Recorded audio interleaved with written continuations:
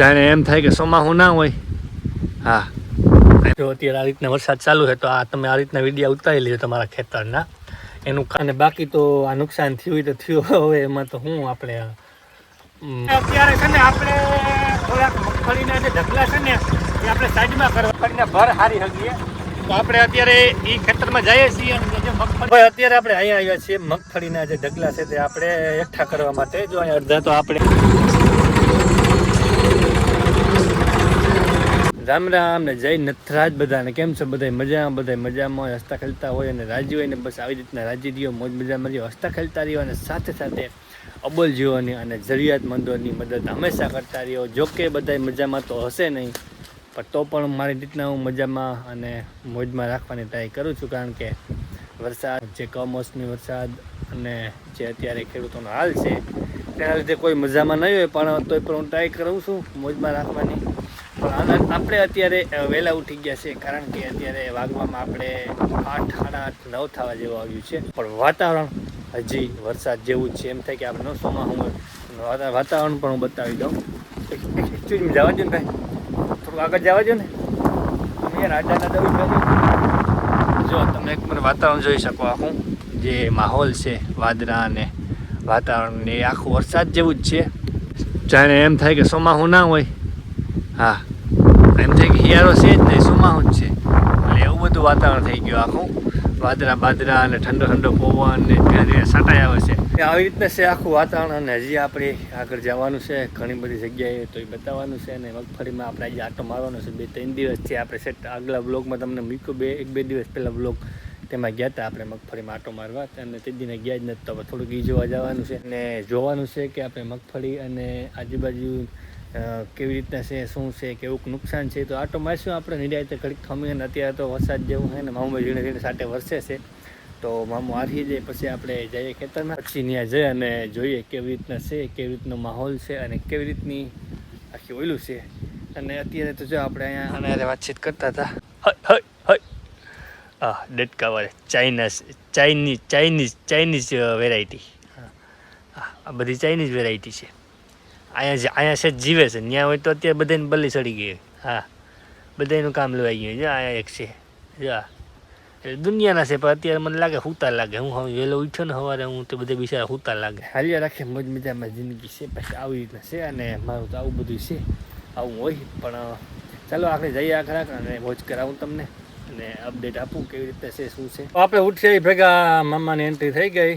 મામો કીધા વગરના આવી ગયા અને ધીરે ધીરે ધીરે ધીરે બાગડતા મામો પથારી ફેરવે છે અને વરે છે.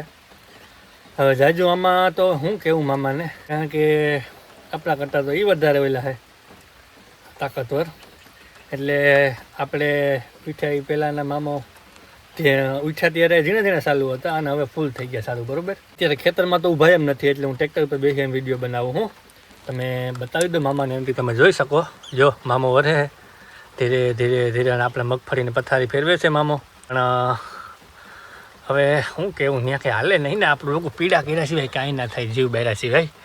એટલે આમ તો મારા જેવા હજારો લાખો કરોડો ખેડૂત જીવ બારતા હે, પણ બીજું કાંઈ થાય પણ નહીં આમાં આપણાથી. મારા ખેડૂત મિત્રોને મારે ખાસ વાત તમને એ કરવી છે કે અત્યારે જે આ વરસાદ પડે છે કમોસમી, તેના વિડીયા અને ફોટા અને તમારા જે ખેતરના હોય ને એ પરફેક્ટ પ્રૂફ સહિત ઉતારી લેજો. કારણ કે જો અત્યારે આ રીતના વરસાદ ચાલુ છે તો આ તમે આ રીતના વિડીયા ઉતારી લેજો તમારા ખેતરના. એનું કારણ એ છે કે કદાચ જો સરકાર સહાય આપે તોની વાત છે, ના આપે તો કંઈ વાત જ નથી આવતી. પણ જો કદાચ સરકાર સહાય આપે તો આપણે આ પ્રૂફ હોય તો બતાવવા થાય. નહીં તો પાસે વારે એ કહે આ તો તમે ખોટું બોલીને લઈ જાય, તમારે કાંઈ ધોવા નથી થયું, તમારે કાંઈ નુકસાન નથી થયું ને આમ ને તેમ ને. પછી આ પ્રૂફ હોય તો આપણે દેખાડવા થાય ને. એટલે ટાઈમ વાર સહિત બધું ઉતારી લેજો. કારણ કે અત્યારે તો સોશિયલ મીડિયાનો જમાનો આવી ગયો અને બને એટલું કવર કરી લેજો. કારણ કે સહાય મળે તોની વાત છે. તો આ બધું આપણે પ્રૂફ હોય તો બતાવવા થાય કે ભાઈ જો અમારા ખેતરમાં એટલું ધોવાનું. આ રીતના જો હું કેમ ઉતારું કે ભાઈ આ આપણું ખેતર છે, તો આ રીતના વરસાદ ચાલુ છે અત્યારે અને આ પાથરા પડ્યા છે. અને એવું હોય તો પાથરાના જે રીતના ઉતારવા એ ઉતારી લેજો.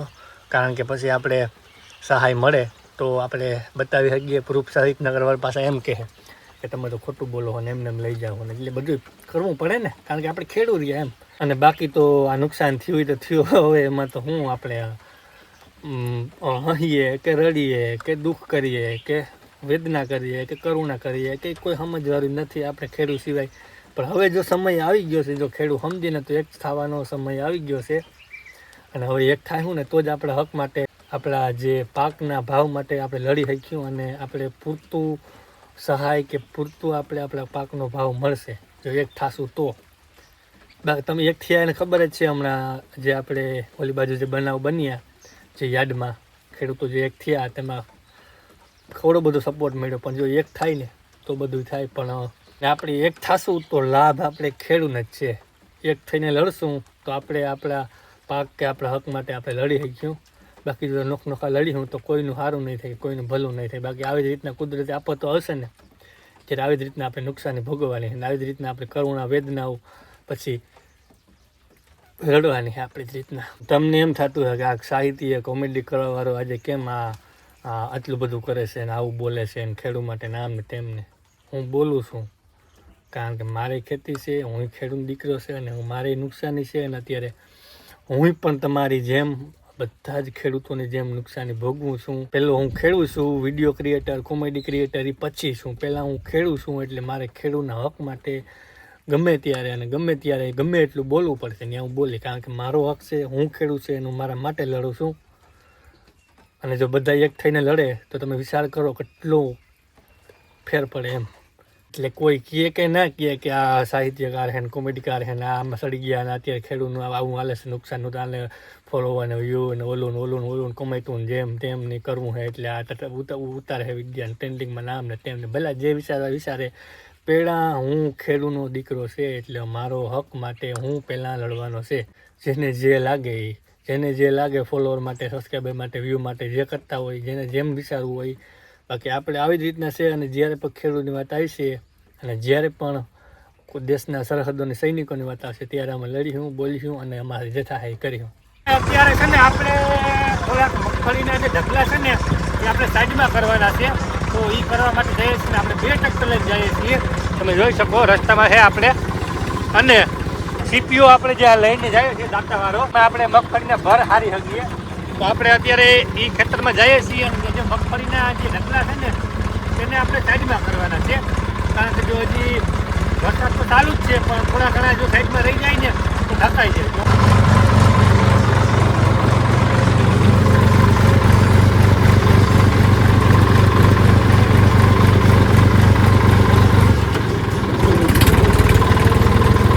ભાઈ અત્યારે આપણે અહીંયા આવ્યા છીએ મગફળીના જે ઢગલા છે તે આપણે એકઠા કરવા માટે. જો અહીંયા અડધા તો આપણે અહીંયા પડેલા જ છે ઓલરેડી અને આપણી ઓલી બાજુ જે નીચે છે ને એ હારવાના છે.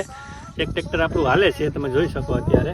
અને જે આપણે બીજા જે છે ને એ બધા આપણે સારવાના છે. જ્યાં અહીંયા 1 જ મિનિટ, જ્યાં અહીંયા આપણે બધા એક સાથે કરવાના છે. હવે પલરી તો ગયા પણ તોય હારી લઈએ કારણ કે હજી તો વધારે વરસાદ પડે તો કે આમ તો બગડી જ ગયા પણ તોય પણ આ એકઠા કરી અને સાઈડમાં મૂકી દો.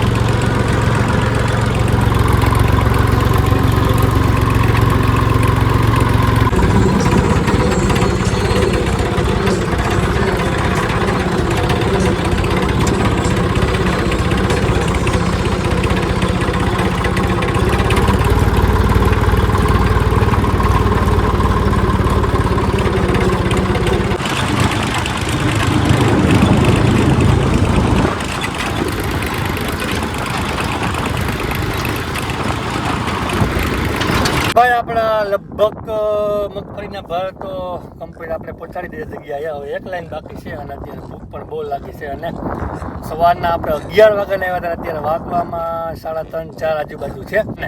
આપણી આ એક લાઈન બાકી છે, હવે એ ભરાઈ જાય એટલે ફાઇનલી પછી ઘરે જઈએ અને ખાઈએ, કારણ કે ભૂખ પણ લાગી છે. અને એક બાજુ આ બગલા, આને પણ ખોરાકી મળે એટલે વાહન આવે છે ટ્રેક્ટરને.